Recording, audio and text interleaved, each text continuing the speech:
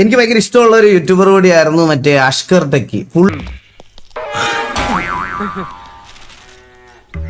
ഈ വീഡിയോ നിങ്ങളൊന്ന് കണ്ടു നോക്കണം. ഈ കണ്ടു നോക്കിയിട്ട് പറയണം. ഇതിന് എന്ത് കോൺട്രസ്റ്റ് ചെയ്യാലും എനിക്ക് കുഴപ്പമൊന്നുമില്ല.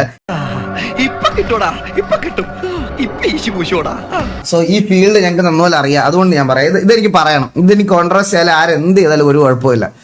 ഇവിടെ കയറി വന്ന് ന്യായോ അന്യായം പറയാൻ നമ്മളാരാണാവോ? നമ്മൾ വെറും വഴിവാക്കര്.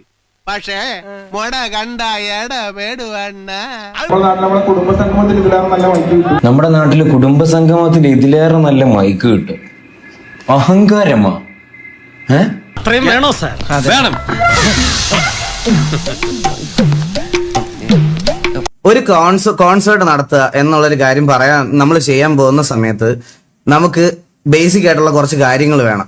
അത് ഈ റൂമിൽ ഇരുന്നാലും അല്ലെങ്കിൽ ഈ പറയണ പോലെ നമുക്ക് വെളിയിലിരുന്ന് റീൽസ് മാത്രം കണ്ടുകൊണ്ടിരുന്ന നമുക്കത് എക്സ്പീരിയൻസ് ചെയ്യാൻ പറ്റത്തില്ല.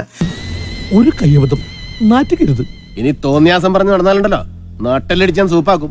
അത് പ്രൊവൈഡ് ചെയ്തില്ലെങ്കിൽ അത് ആ കോർഡിനേറ്റ് ചെയ്ത ആൾക്കാരുടെ ഇഷ്യൂ തന്നെയാണ്. മനസ്സിലായോ? അതിന് ഇത്ര ഹെയ്റ്റ് ക്യാമ്പയിനോ അഹങ്കാരം ഒന്നൊന്നും പറയേണ്ട ആവശ്യമില്ല. ഇതൊരു സാമ്പിൾ വെടിക്കട്ട. തൃശൂർ പൂരം കാണാൻ പോകുന്നേ ഉള്ളൂ.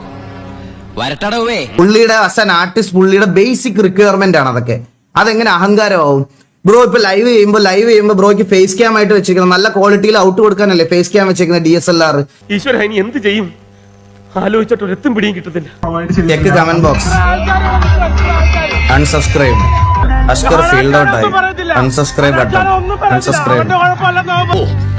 എങ്കിൽ ഞങ്ങൾ പോകാതെ ഫൈനാൻഷ്യന്റെ കുഴപ്പമില്ലെങ്കിൽ നമുക്കൊരു കാര്യം ചെയ്യാം. ഞാനും ഷബീറും കൂടെ ഞാൻ 5ാം ക്ലാസ്സിൽ പഠിക്കുമ്പോൾ ഇറങ്ങിയതാണ് കോമഡി.